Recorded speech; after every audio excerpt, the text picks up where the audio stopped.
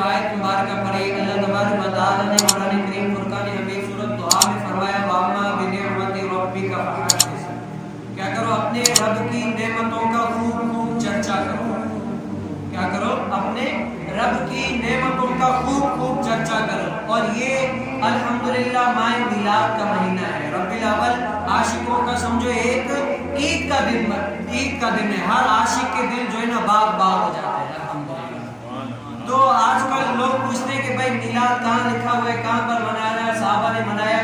تو قرآن کریم فرقان حمید میں اللہ تبارک و تعالی نے فرمایا وَأَمَّا بِنِعْمَتِ رَبِّكَ فَحَدِّثْ، کیا کرو اپنے رب کی نعمتوں کا خوب چرچا کرو۔ اب اس آیت کے تحت حضرت سیدنا ابن عباس رضی اللہ تعالیٰ عنہ بخاری شریف میں فرماتے ہیں کہ نعمت سے مراد کیا ہے؟ وَأَمَّا بِنِعْمَتِ رَبِّكَ فَحَدِّثْ، اس نعمت سے مراد کیا ہے؟ حضور کائنات صلی اللہ علیہ وسلم۔ مطلب کیا ہوا کہ اپنے حضور علیہ السلام جو اس دنیا میں آئے یہ بھی ہمارے لیے ایک نعمت ہے، اور اس پر چرچا کرو، کیا کرو، خوشیاں کرو۔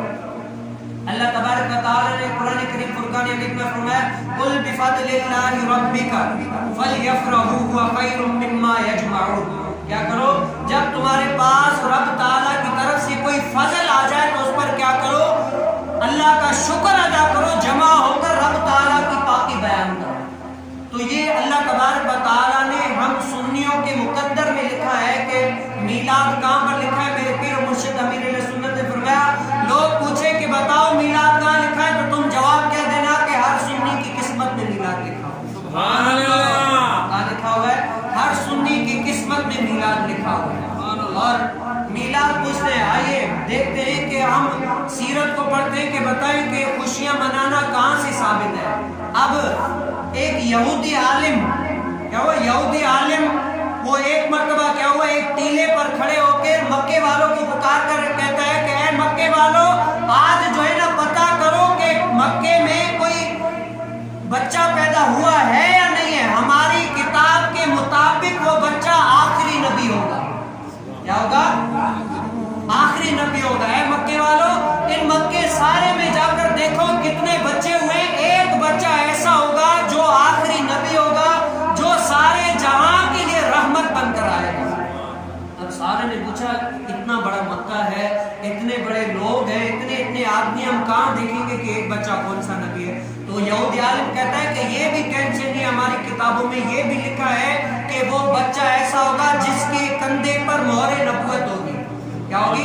کندھے پر مہر نبوت ہوگی، اور وہ مہر نبوت ابری ہوئی ہوگی۔ یہ جس کے بھی کندھے پر ہو دیکھ لینا وہ آخری نبی صلی اللہ علیہ وسلم۔ تو مکے والوں نے کیا ہوا، کھوجنا شروع کر دیا، جا کر پتا چلا کہ حضرت سیدنا آمینہ رضی اللہ تعالیٰ عنہ نے، آمینہ جو ہے نا حمل سے ہوئی ہے اور وہاں پر ایک بچہ پیدا ہوا ہے۔ دیکھتے ہیں کہ وہ جو نشانی بتائی تھی وہ ہے یا نہیں ہے، وہ دیکھتے ہیں کہ اس بچے کے کندھے پر جو ہے نا وہ مہر نبوت ہے۔ مہر نبوت کیا، وہ یہودی تو مان گئے کہ آخری نبی آئے گا، اس کا جو ہے نا ایسا ہوگا جس سے سارے جہاں جس کی وجہ سے روشن ہو جائیں گے اور سب کے لیے رحمت بن کر آئے گا۔ قرآن کریم فرقان حمید میں اللہ تعالیٰ نے فرمایا وَمَا أَرْسَلْنَاكَ إِلَّا رَحْمَةً لِّلْعَالَمِينَ، کیا یہ نبی ایسا ہوگا جو تمام جہانوں کے لیے کیا بن کر آئے گا، رحمت بن کر آئے گا، ایسا نبی ہوگا۔ اور حضرت سیدنا ابو عبد المطلب رضی اللہ تعالیٰ عنہ کیا ہوا، جب حضور علیہ السلام کا رسم عقیقہ ہوا نا تو عرب میں تمام لوگوں کی دعوتیں کی ابو عبد المطلب نے کہ آؤ اس کی دعوت کھاؤ۔ عرب میں سارے لوگ جو لڑے ہوئے تھے، جو آپس میں نہیں بولتے تھے، وہ بھی سردار کا حکم میں سارے آ گئے، اور وہاں پر سرید، یہ پرانا کھانا ہے، کیا ہے، سب کو حضور علیہ السلام کی عقیقے کی خوشی میں کیا کھلایا گیا، سرید کھلایا گیا، پورے عرب کے لوگ آئے، وہاں پر آئے۔ تو یہی تو میلاد ہے۔ میلاد یہی ہے کہ یوم ولادت حضور علیہ السلام جس دن پیدا ہوئے اس کو ہم جو ہے نا میلاد کا نام دیتے ہیں۔ اور الحمدللہ جب بھی ربیع الاول کا چاند نظر آتا ہے تو عاشقوں کے دل باغ باغ ہو جاتے ہیں۔ ایک نظر آسماں پہ ڈال مرحبا، چمکا ماہ نور کا ہلال مرحبا، یا رسول اللہ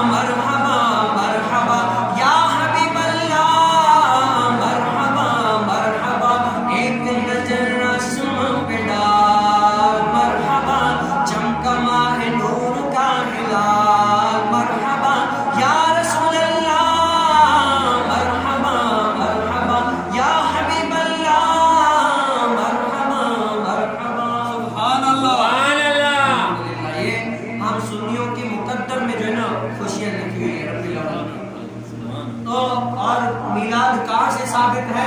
अगर साबित करना चाहे तो कहाँ कहाँ से मिलाद साबित नहीं हो रहा है?